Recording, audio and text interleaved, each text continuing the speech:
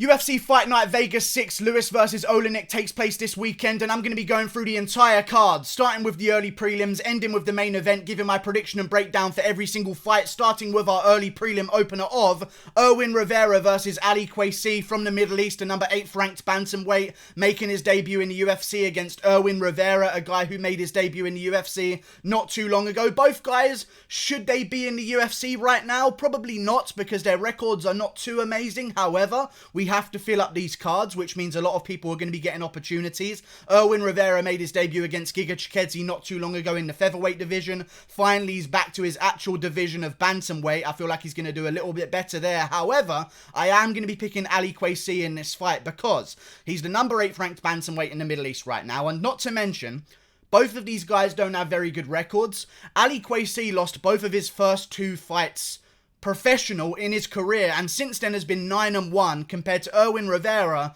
whose losses have been a little bit more spaced out, so I don't really have the excuses for those. I could maybe blame Ali Kwesi's first 2 losses of his career on just being in a professional fight for the first time in your career and maybe not performing to your best level. Since then, he's been 9-1 after his first 2 fights that went to a loss.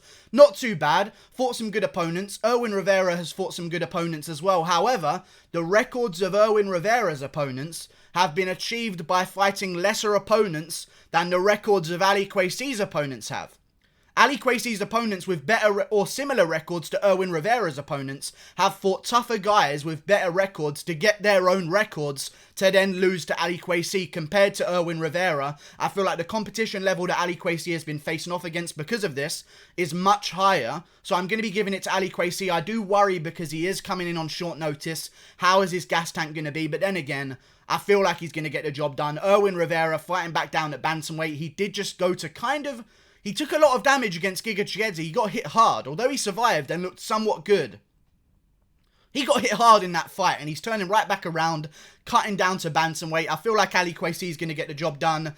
He's the longer guy for the division as well. Ali Kwesi gets it done by decision. Moving on, Youssef Zalal versus Peter Barrett taking place next on the prelims. Youssef Zalal's going to win this fight. I like Peter Barrett. He's fought some bums. He's from New England. I mean, he's got a little bit of hype behind him, maybe. He's called Slippery Pete, I believe his actual name is. His nickname, Slippery Pete, Peter Barrett. Quite a good nickname, but we don't win fights based on nicknames. Youssef Zalal is going to get the job done. I was very impressed against, in his actual fight against Jordan Griffin, I was very impressed. Let me get my fucking words out here. Youssef Zalal looked very good against Jordan Griffin, and not to mention, he took that fight on short notice as well. Jordan Griffin is a dangerous test.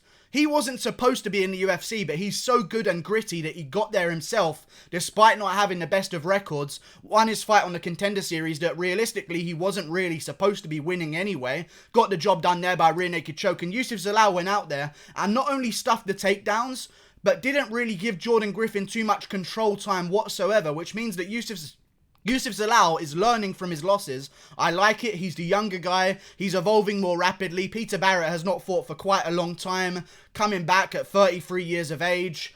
That's not a good year to take off. Like, if Youssef Zalal were to take a year off from fighting, or not a year, maybe even just 8 months off from fighting and work on his game outside, or we didn't even know what Youssef Zalal was doing, I would prefer Youssef Zalal to take that time off. When you're 33 years of age, you better be in a hurry to get towards that belt. That's bad time off, in my opinion. Youssef Zalal would have had good time off if that was the case. But Youssef Zalal, been ready for fights. Fought 2 times this year already, I believe. So he's doing real good. He's making a lot of money for himself, I'm sure. Fighting against Peter Barrett again this year for the 3rd time. Really crazy activity rate for Youssef Zalal. He's looked good in all of his fights. Proved me wrong in his fights as well. So now I'm going to be on the ship of Youssef Zalal. I'm on his team right now. Youssef Zalal gets the job done against Peter Barrett. Just a better striker. Peter Barrett's fought some bums in his career as well. Youssef Zalal's had a pretty tough time early in his career. I mean, this is not... You shouldn't probably be in the UFC if you're just 9-2, but he's got there anyway. And now he's making a real run at things. I think he's going to keep the momentum going against Peter Barrett and get the win. Youssef Zalal gets it done. Moving on up the card. Gavin Tucker versus Justin James. Great fight. Justin James is going to win. He's the bigger guy. He just fought Frank Camacho at lightweight. He's the bigger featherweight anyway, but he is a featherweight. He's cutting back down to fight Gavin Tucker, who hasn't fought since UFC 240. Edmonton, Holloway versus Edgar. That's how long ago it was. Holloway versus Edgar, 2 Volkanovski fights away for Holloway. That's how long ago it's been since Gavin Tucker stepped in the ring. Not to mention, again, as I said before, 34 years of age. That's not good time off. Please, if you're over the age of 30 and you are just getting into the UFC, please be in a rush. That's not good time off for Gavin Tucker, and I don't think he's going to improve as rapidly as Justin James is going to. Not to mention, 11-1 in Gavin Tucker's career. He's fought some decent opponents, don't get me wrong. He hasn't fought too many decent opponents, and he's lost the last time he had a big jump up against someone from Team Alpha Male. I actually can't remember their name from Team Alpha Male. I'll check it right now.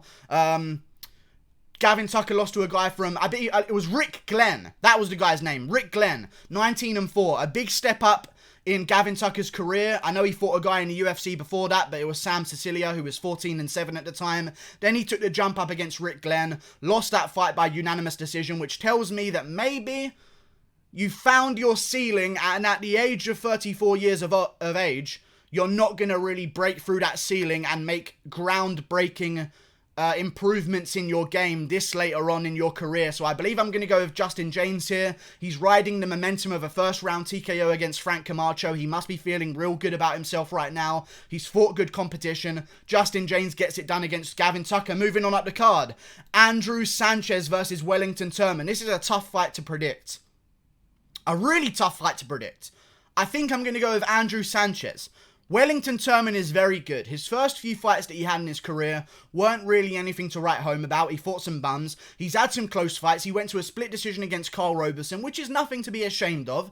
Andrew Sanchez actually had somewhat of a decent fight against Marvin Vettori not too long ago. Not to mention, Andrew Sanchez has beaten some decent opponents. I like Wellington Turman.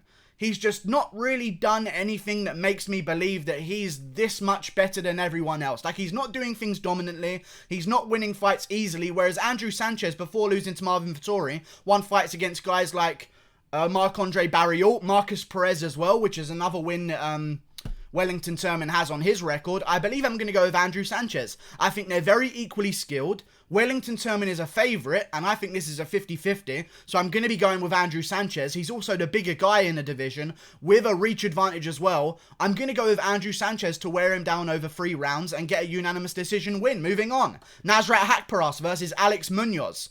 Great matchup. Alex Munoz is a dangerous guy outside the UFC right now, been doing good things, 6-0, undefeated, dangerous. I think they found him on Dana White's Looking for a Fight not too long ago. Making his debut. I think Nasrat Haqparast is going to be a little bit too much to win a debut against for Alex Munoz. I don't see him coming into the UFC at 6-0 and immediately beating a guy like Nasrat Haqparast. Now, Nasrat Haqparast has had a ridiculously padded record before getting into the UFC. Let me actually check it right now so I can really be accurate here. Nasrat Haqparast didn't fight a guy who had a win until he was 6-1. I'm just going to say that. He didn't fight a single opponent who had a win to their name until he was 6-1. That's interesting. However, he beat the guy when he was 6-1 who was 8-5. So maybe this was like a smart thing to do because he immediately jumped into top competition after that because obviously he's undefeated. Well, he lost his first fight of his career, but he had lots of momentum, fighting absolute tin cans, beat a guy who was 8-5, beat a guy who was 5-1, lost to Marcin Held, which is not too bad. It was his debut. I don't really mind it. Plus, he had a fight cancelled before then, so I'm assuming that this one was on short notice, which tends to be the case. As soon as the UFC hears that some guy in a regional show has had a fight cancelled, they try and scoop him up as short notice replacements. Marcin Held got the job done, but since then, Nasrat Haqparast, before the Drew Dober KO loss, beat Mark Chikaze, beat Thibault Guti, who's a great fighter, beat Joaquim Silva, who was 11-1 at the time, great fighter. I'm going to be going with Nasrat Haqparast here over Alex Munoz. I like Alex Munoz. He's beaten great competition as well. He's actually had some real good wins. 13-2, Troy Lampson. 14-1, Nick Newell. But don't get me wrong, as much as I love Nick Newell, it kind of loses a bit of value considering the one-arm situation. But still, Alex Munoz got the job done against him on the Contender Series, took him to a decision. I just feel as though Nasrat Haqparast as a debut opponent is going to be a little bit too much for Alex Munoz, and he's going to get the job done by TKO against Alex Munoz as well. Not Andrew Sanchez, who are we talking about? Nasrat Haqparast gets it done. Moving on up the card, Tim Means versus Laureano Staropoli. I like this matchup. This is a dangerous matchup for predictions though. Tim Means is one of those guys that is pretty hard to predict against and predict for, because anything can happen in a Tim Means matchup. He can get KO'd stiff brutally. I just knocked over everything off my table. He can get KO'd stiff brutally. He can get submitted randomly out of nowhere, or he can crack someone and end up in a submission hold and get it done. Tim Means is a weird fighter because there's really kind of no way of knowing what's going to happen. I am going to be going with Laureano Staropoli. He showed up quite well against Muslim Salikov in his last outing and looked pretty good there as well. I liked his performance. He got really beat up in the second round, don't get me wrong, but showed a good chin and even came back in the third round as well. If you go back and rewatch that fight, showing a great gas tank. I think that's what you need to beat a guy like Tim Means. Not to mention, Tim Means has had a few KO losses recently. The Nico Price one stands out. Daniel Rodriguez pieced him up on the feet and concussed him all over the place before submitting him anyway. That was basically a TKO loss as well. I feel like I'm going to go with Laureano Staropoli, not to mention he's had fights booked in this time against Chaos Williams, against Philip Rowe in March. He hasn't had that matchup, so he's been in camp this whole time, I'm assuming. I think he's going to get the job done against Tim Means, coming off more damage in the later half of his career. Not even the later half, the later 10th of his career. Let's be real here. We're right at the end of Tim Means' career. And I feel as though Laureano Staropoli is going to get the job done against him. Moving on up the card. Beneil Dariush versus Scott Holtzman. No! Not that fight. Not that fight. Because Alex Caceres versus Giga Chikadze is supposed to be on this card, but it isn't said that it's on this card anywhere. So I'm just going to break it down anyway. I think Giga Chikadze beats Alex Caceres. I think Alex Caceres... Let's just do a quick prediction of this one. Giga Chikadze versus Alex Caceres on the main card. Giga Chikadze, I feel like, is going to get the job done. Although he's had some close fights, I've noticed in his fights, even against Erwin Rivera, he only does enough to win. So there's really kind of no way to understand how much better he is than these opponents. And maybe that's a bad thing promotion-wise, but also, he does enough to win. He's a point striker. If you hit him, he's going to try and hit you twice back.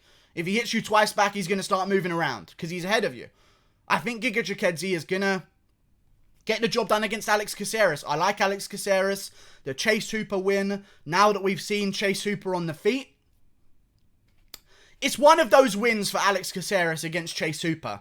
Watching the actual fight happen degrades from the win from Alex Caceres because we just realised watching it, hang on a second, that first round submission against Daniel Tamer was good from Chase Hooper or TKO, whatever it ended up being. However, we didn't know just how terrible his stand-up was. I've seen his stand-up before in certain fights. It didn't look too impressive whatsoever, but I thought, you know what, maybe he can get Alex Caceres to the ground. He couldn't, and Alex Caceres just kind of picked him apart on the feet for 3 rounds. Didn't finish him. I think Giga Chikadze would have really exposed Chase Hooper. I know Alex Caceres kind of did, but Alex Caceres beat Chase Hooper, who wasn't really that good in the first place, beat Steven Peterson, who, although has some good wins in the UFC, is probably not too good either. I'll be honest with you guys. I feel like recently Alex Caceres, he fights and when he wins, he's in a bubble of low competition.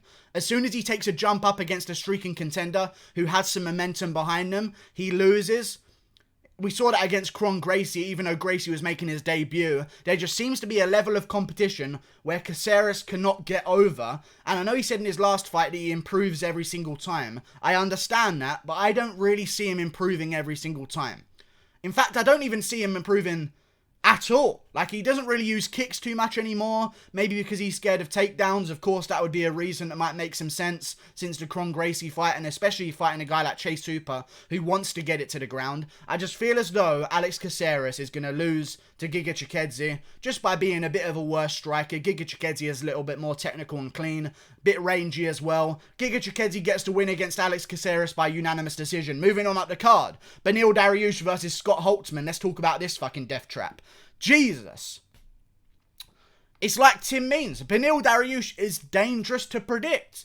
He really is, because although he wins fights, he's often losing them until he wins them, We saw that against Drew Dober. We saw that in his last fight against Jakar Close as well. But he's very good. Scott Holtzman is tough, though. Very tough. Got a great chin, but doesn't really have the KO power or the finishing ability necessary for me to pick him against a guy like Beneil Dariush. To beat a guy like Beneil Dariush, I don't think you can just be good and technical for 3 rounds, because Dariush needs some kind of high level of threat to be beaten. I think if Scott Holtzman had some brutal KOs in his last few fights, or a ton of first round KOs in his career, and was ridiculously explosive in that first round, which he is, but he doesn't really get the finishes that I need to see to tell me that he's going to have the power to crack Dariush on the chin and finish him. Like Alexander Hernandez comes out fast, he's explosive, he's got power. That's a good prediction to make as an underdog against Beneil Dariush. I don't know why Dariush has taken this opponent. I'm assuming that Dariush has 1 fight left on his contract, because that's the only thing that would make sense.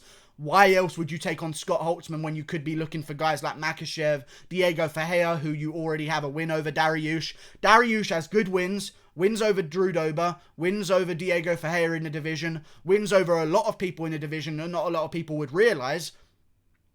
I like Scott Holtzman. He just beat Jim Miller, though. I feel like Dariush is in a different level of his career than Jim Miller is.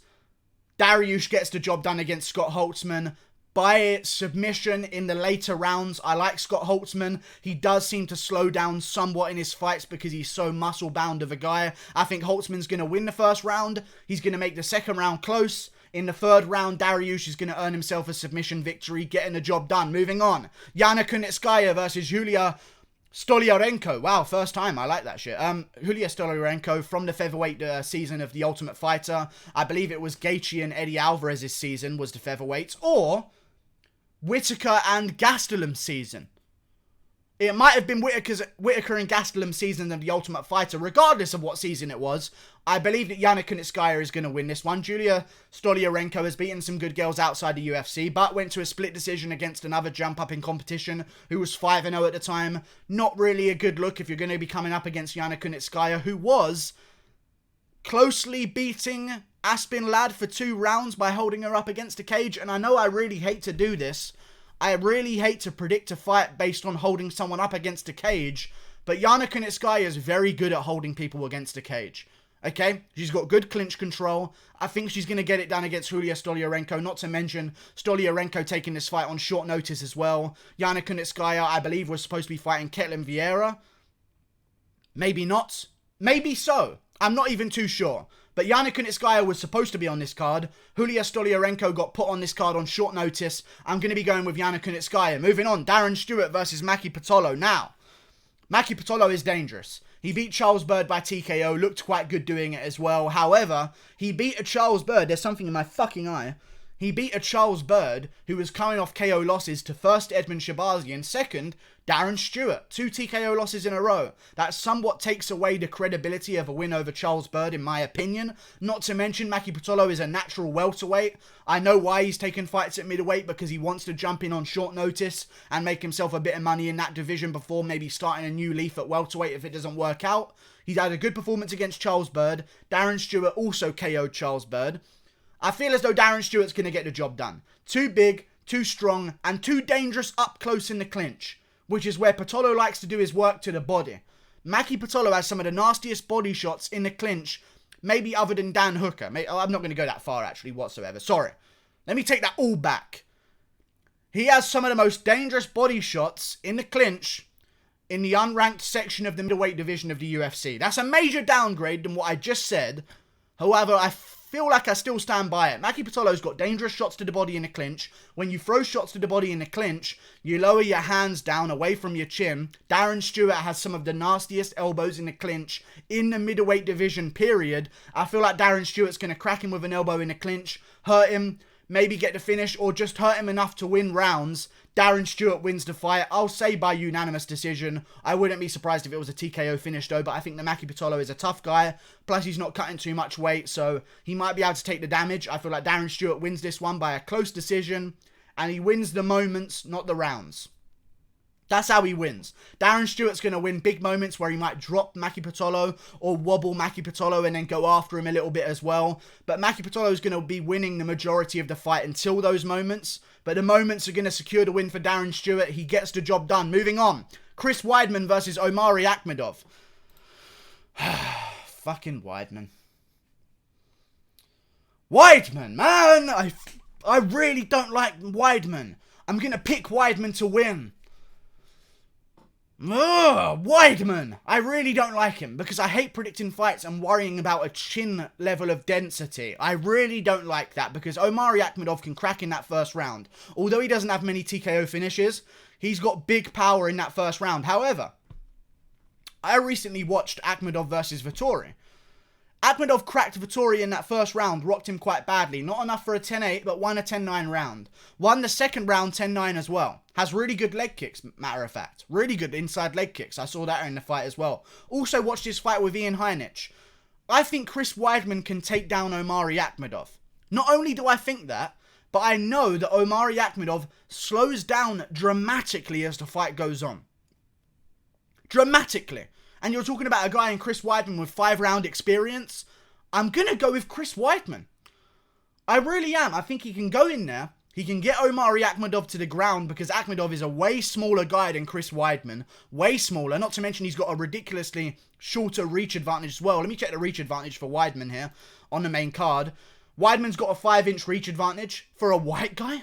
I mean, that's dangerous. You know, 5 inches, Weidman.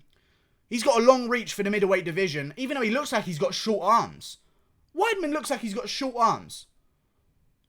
I don't understand. But still, Weidman's got a 5-inch reach advantage over Omari Akhmedov. Akhmedov used to train and fight at welterweight as well. Moving up to middleweight, he slows down as the rounds go on. I think Weidman can avoid the first 2 rounds.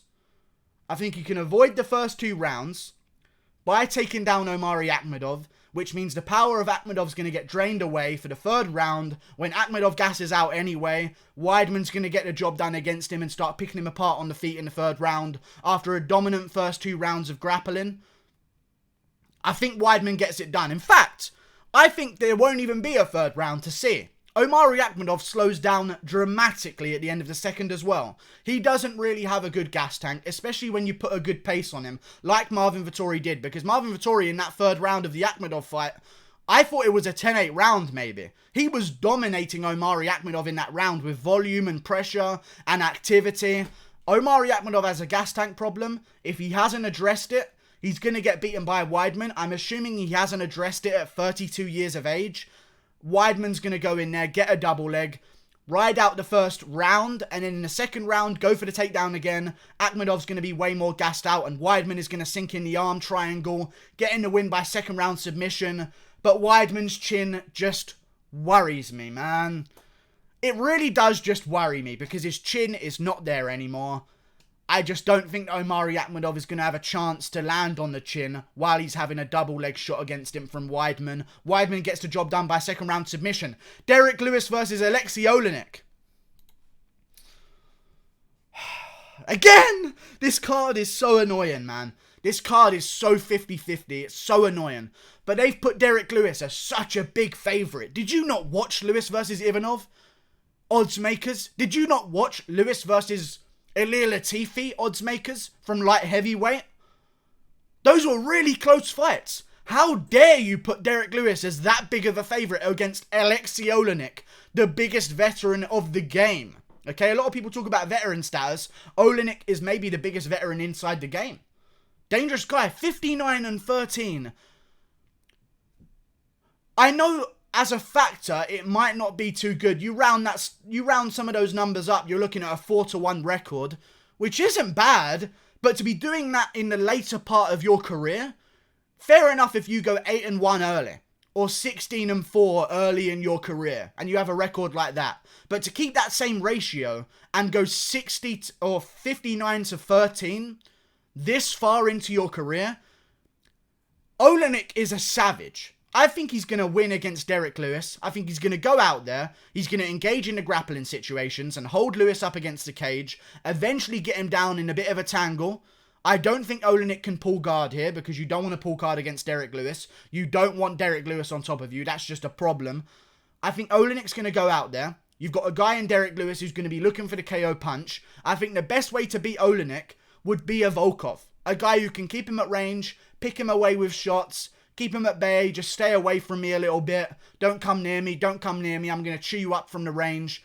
I don't think Lewis has that approach. He doesn't have this pitter-patter striking approach. Derek Lewis is going to be putting everything into his punches and shots. It's going to leave him open for takedown attempts. He's either going to destroy Oleinik in the very first minute, or he's going to get submitted in the second or first round because Lewis is a little bit too comfortable on his back. And Oleinik, I think, is just going to pass from position to position, earning himself the rear naked choke win in the first round. Oleinik gets it done. I picked Oleinik against Fabricio Verdum, and everyone called me crazy. Fair enough, Verdum didn't look too good, but I picked Oleinik by TKO. He almost got that done in the first 2 rounds. The resurrection is upon us. Alexei Oleinik gets the job done against Derek Lewis. Oh, and by the way, if all of the things I just said aren't enough, he's got a reach advantage as well. I think he gets it done. I think if Ilir Latifi can get Derek Lewis to the ground as easy as he did, and if Blagoy Ivanov can get Derek Lewis to the ground as easy as he did, Oleinik can do it as well. But Oleinik is not going to be resting on top of you. Oleinik's going to be traversing from position to position. I think Lewis will eventually give up his back, and Oleinik will sink it in and get the rear naked choke, because people like to think about Derek Lewis's career as this one-punch KO artist. Who has Derek Lewis knocked out in one punch? Volkov? No. He dropped Volkov with one punch, finished it with ground and pound. I don't think Lewis has the switch-off power necessary to beat Oleinik. Some guys do, and some guys have that speed as well. Lewis is not very fast. He's going to be loading up big shots. I think Oleinik goes underneath, tangles him up a little bit, trips him to the ground. They end up on the floor, and Oleinik gets straight to work with a rear naked choke. First round submission, late in the first round, Oleinik gets it done. What a dangerous, dangerous fucking minefield of a card this is. But those are my predictions. Thank you for watching. Click that button there. I'm feeling a little bit ill, but I got through it in the end. 26 minutes of rambling. I don't know how you guys sit through this, but if you have sat through all the way to the end, click that button there. I shouldn't have to ask anymore. You know, don't make me ask. Don't make me beg. Click it there.